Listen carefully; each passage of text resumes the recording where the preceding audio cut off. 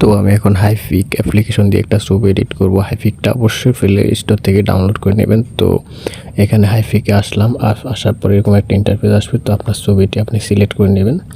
নেওয়ার পর এরকম ইন্টারফেস আসার পর আপনার এই যে অ্যাডজাস্ট আছে, এখানে যে অ্যাডজাস্টে টিপ দেবেন। অ্যাডজাস্টে টিপ দেওয়ার পর কপিতে অল এক্সপেন্টে যাবেন। অল এক্সপেন্টে যাওয়ার পর এখানে ডেসক্রিপশনে কিছু লিখে দিতে হবে। যেমন ডেসক্রিপশনে টিপ দেবেন। এখানে আমি কিছু লিখে দেবো, অর্থাৎ আমার মনের মতো আমি যে এরকম একটা ফটো এডিট করব। তো আমি এখানে লিখে দেবো red and white colourful flower টি।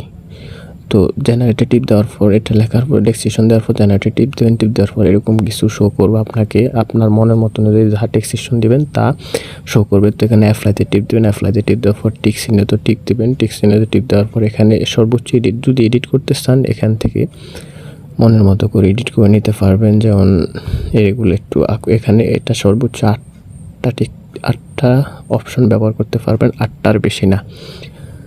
তো এখানে দেখে ছবির রেজলিউশন অনুযায়ী আপনি এগুলাকে এডিট করে নিতে পারবেন, অর্থাৎ ছবি সুন্দর করে দেওয়ার জন্য একটু এডিট করে নিতে হয়।